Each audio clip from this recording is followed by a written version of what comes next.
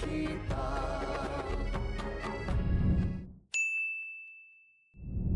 Hello everyone, welcome to this comprehensive session on requirement engineering. By the end of this video, learner will be able to 1. Define the concept of requirement engineering and explain its importance in the software development process. 2. Differentiate between functional and non-functional requirement with relevant example. 3. Identify key stakeholders and describe their role in the requirement engineering process. 4. Describe the main activities involved in the requirement engineering process, including elicitation, analysis, specification, validation, and change management. 5. Apply various techniques such as interview, ethnography, and scenarios to gather and analyze software requirement. 6. Evaluate the completeness, consistency, and verifiability of a requirement document. 7. Recognize common challenges in requirement engineering and propose appropriate strategies to address them. And the last, understand how agile methods approach requirement differently from traditional methods. Now, we will discuss about the definition of requirement engineering. Requirement engineering is the process of identifying the services a customer needs and the constraints under which the system must operate. This process defines what the system must do before we determine how it will be built. It involves collaboration between customer and developer. The outcome is a set of document requirements that guide the system design and implementation. It is a vital early step in the software engineering process. What is a requirement? A requirement can range from a high-level abstract goal to a detailed mathematical specification.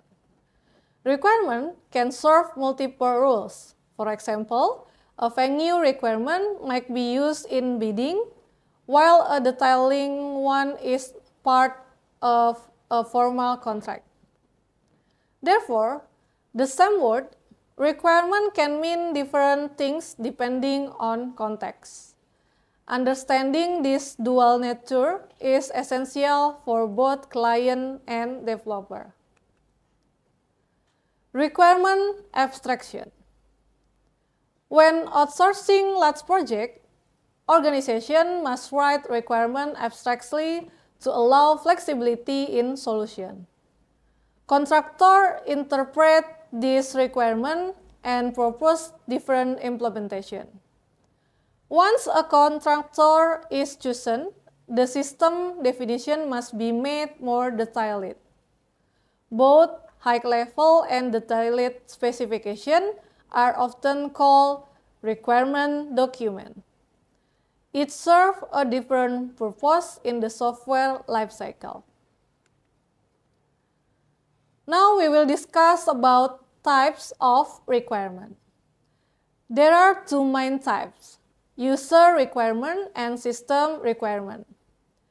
User requirements are written in natural language and diagrams, aimed at stakeholders without technical background. System requirements are more detailed and technical, guiding developer.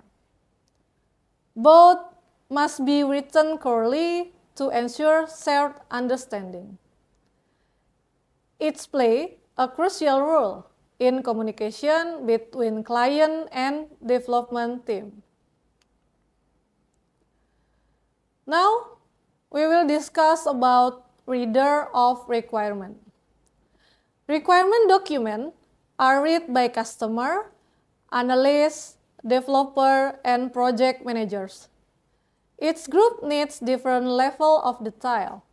This diversity requires careful writing and structuring.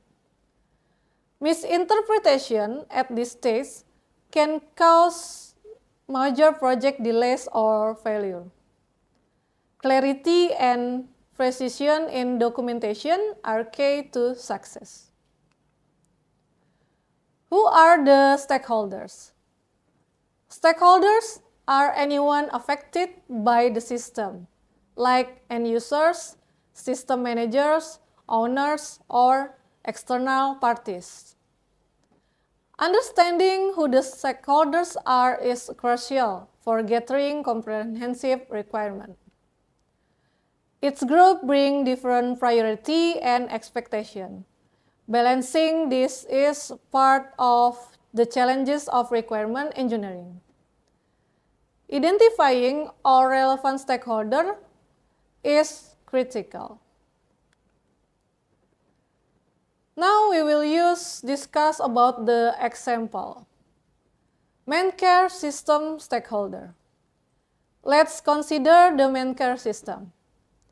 Its stakeholders include patient, doctor, nurses, IT staff, and receptionists. Each has different interaction with the system. Doctors need access to patient record, while receptionists manage appointment. Understanding this role helps define system requirement more accurately. It also shows the complexity involved in multi-user system. Agile method and requirement. Agile method often minimize upfront documentation. Requirements are captured as short user stories and evolve over time. This is effective for business applications that change frequently. However, it may not suit safety-critical or multi-team system. Agile promotes flexibility, but it required careful management to avoid miscommunication. Now we will discuss about functional versus non-functional requirement. Functional requirement define what the system should do. It is feature and behavior. Non-functional requirement define how system perform, such as speed, reliability, or usability. Both are essential. Functional requirements tell you what to build, while non-functional ones describe how well it should perform. Ignoring non-functional requirements can result in a technically correct but unusable product. The functional requirement for main care. For instance, the main care system must list patients expected today or identify its user by a unique ID. These are examples of functional requirements. They describe system services in concrete terms. Such requirements must be clear and testable. Ambiguity can lead to development error and rework.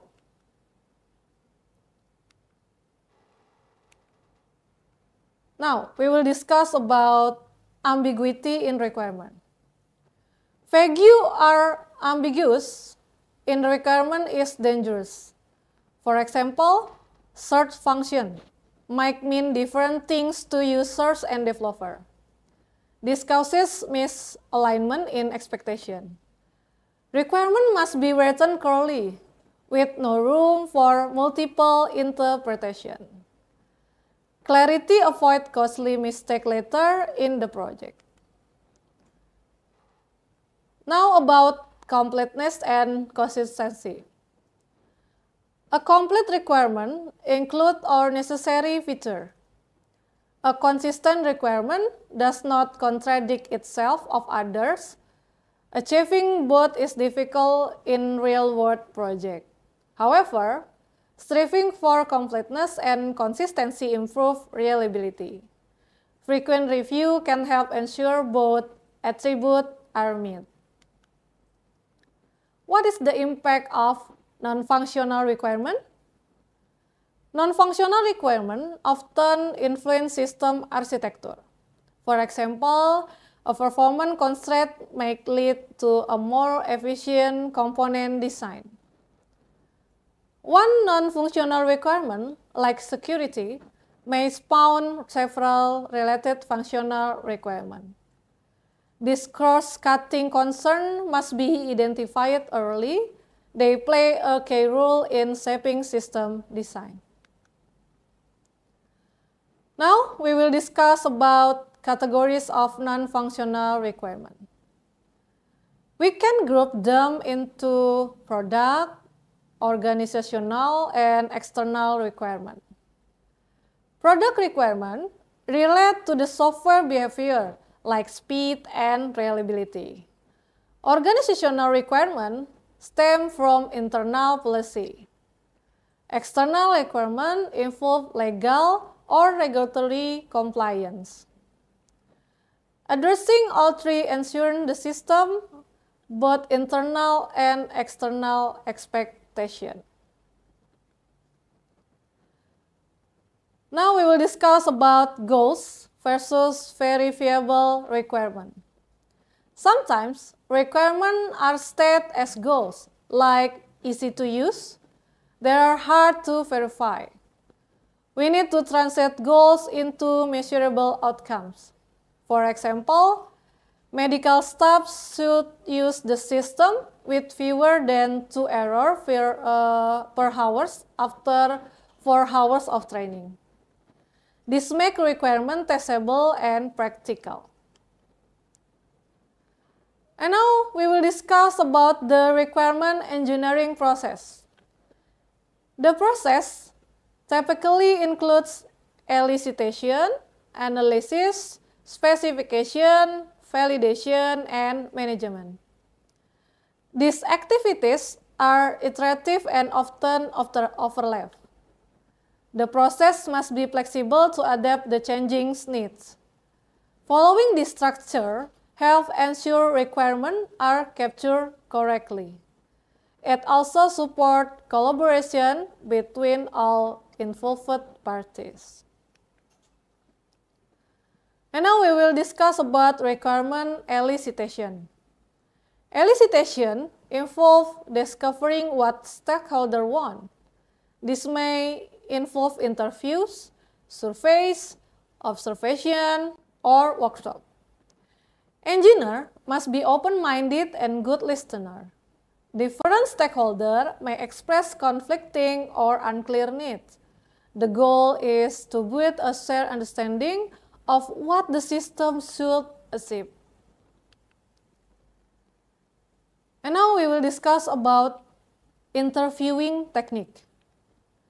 Interview can be closed or structured, or open or exploratory. A good mix helps uncover both specific and general needs. Engineers must avoid assumption and let stakeholders speak freely. Prompting with examples or mock-up helps stimulate discussion. Interviews are key to understanding expectation and pain point. What's the common problem in elicitation? Challenges include unclear stakeholder goal, conflicting need, and changing environment. Sometimes, stakeholders don't know what they want or can articulate it. Political or organizational pressures make skew priority. Requirement must evolve as new insight emerge. Elicitation is not one-time activity, but is ongoing. Observation or ethnography. Ethnography involves observing people in their natural work environment. It helps uncover hidden needs or behavior that users cannot articulate. Ethnography is useful for understanding current workflow. However, it's less effective for predicting future needs or new system features. Combining it with prototyping often gives the best result.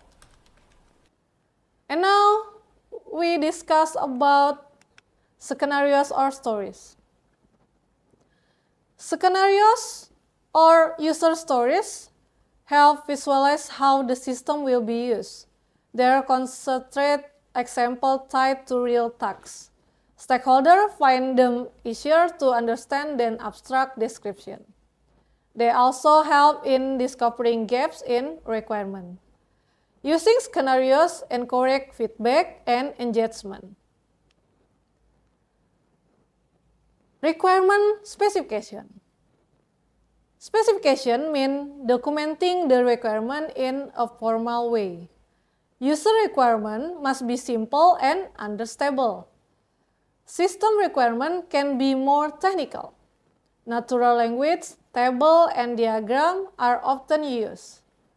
Clear and structured documentation is essential for successful development. And now we will discuss about validation and change management. Validation ensures the system meets user expectation. Techniques include review, test case, and prototyping. Requirements often change due to business or technical shift. Managing this change means tracking, evaluating, and updating requirements properly. A formal process ensures changes are handled smoothly. And we will conclude the topic. The conclusion is the role of requirement engineering. In the summary, requirement engineering defines what to build and why. It covers functional and non-functional aspects and include various stakeholders. A well-managed process ensures requirements are valid, complete, and adaptable. Good requirements are the foundation of successful software. Mastering this process equips you build systems that truly meet user needs. Okay, in the end, thank you for watching this session. See you in the next video. Bye-bye.